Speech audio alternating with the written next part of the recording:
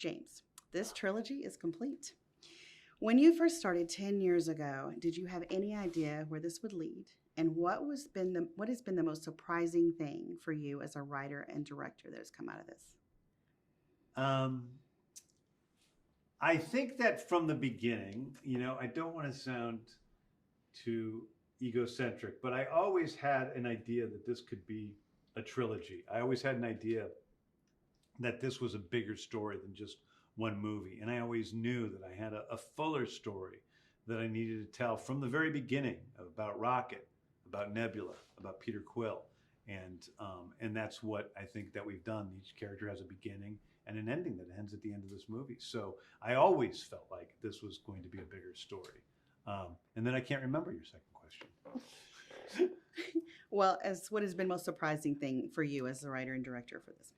I think, probably the most surprising thing about my Guardians journey is just how much I've fallen in love with this cast and this crew and how we have become a family. People work on TV shows, they become really close to people, but we've been making these things for almost 12 years.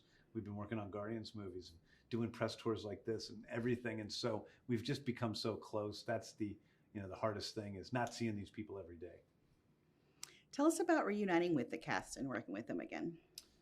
Well, the truth is I see Chris Pratt all the time. So I'm not really reuniting when we go back on set. I see Palm all the time. I talk to Karen a lot. So obviously my brother Sean, we're buddies.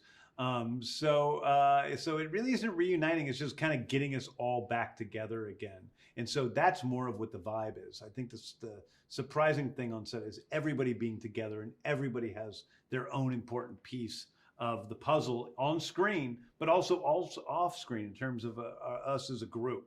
Each person has their own specific piece of this family. From the very beginning, when Marvel first came to me and said, hey, would you be interested in doing this Guardians of the Galaxy movie? We're taking pitches on it. What do you think? I was a little afraid. I'm like, this could be stupid. This could be like Bugs Bunny in the middle of the Avengers. I didn't want to create a cartoony character to, ruin the MCU. And so I was driving home from that meeting. I was thinking about it. I'm like, okay, let's say that there is a talking space raccoon. Where did he come from? How could he be grounded? How could I feel real about this character? And I realized that this was the saddest creature in the world. This was a little guy who was taken, a little innocent animal and turned into something he didn't ask to be and was like nothing else in the universe. So he was completely alone. To me, that's the seeds of the entire Guardians franchise. That was always the story I was telling, and it leads to this. So I'm excited for people to see that because I think it's always been going that way. But not to mention the arcs for Nebula, for Peter Quill, for Kraglin. They all have their own story that we're telling that ends with Volume 3. You have a great blend of the practical and CGI in the film. Why is it important for you to do as much in camera, and what does it bring to the film?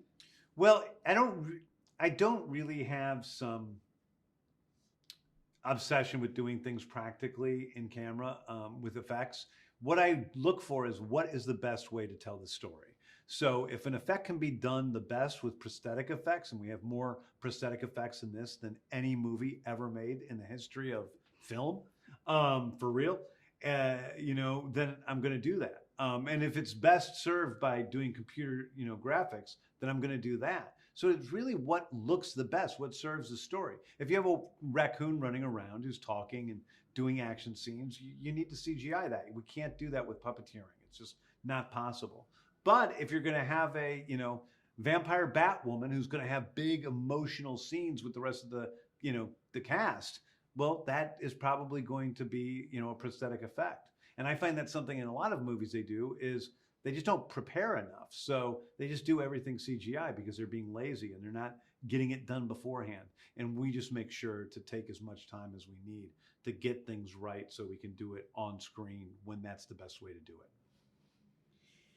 How did you go about selecting the music for this film? Was it easier since you had done the two before, or did it present new challenges?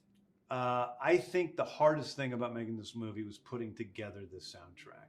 I think on the first two movies, they were all, 70s AM pop hits. There's a limited supply, there's a limited amount of top 40, 70s songs that I could use. On this movie, it's songs from the 70s, 80s, 90s, 2000s. So I kind of had all pop music to choose from. And figuring that out was daunting. And I didn't want to let people down. I knew that the first two soundtracks were iconic in their own ways.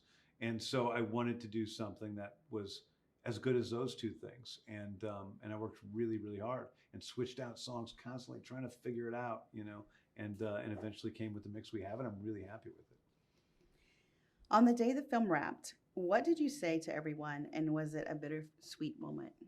I don't remember what I said to everyone on the day that we wrapped. I'm like, I'm working hard. I'm like, I love you guys. Goodbye. But I think that what I remember are the speeches that the cast members gave. So I remember Chris Pratt's speech, on the last day of his filming, where he read off quotes from writers who said what a big bomb Guardians of the Galaxy Volume 1 was going to be, and how nobody believed it was going to be a hit. And I remember Zoe's speech where she talked about how much, the crew and the cast and me meant to her, and where she broke down crying, and it made me break down crying in a real way, which doesn't happen very often. I remember my brother Sean's speech and just thinking what it was like, when we were playing in our basement together when I was, little children playing with Fisher Price toys. And here we are doing the same thing, essentially, making movies with all these characters and creating. And that was very moving to me. So I remember other people's words. I really don't remember even holding the mic. What do you hope audiences will experience when they watch Guardians of the Galaxy Volume 3? I always hope for one thing when people go to see a movie. I hope that when they go to see a movie, they walk in, they enjoy it, of course, and then when they walk out of the theater, they love the person next to them a little more than what they felt about them when they walked in. That when they walk out of the theater, maybe they feel a little bit more hopeful about what this world can be than when they walked in. This is a story about compassion. It's about the power of compassion, the power of empathy, and hopefully a little bit of that will soak up, just a little bit, in people, and then we'll have been, done what we needed to do.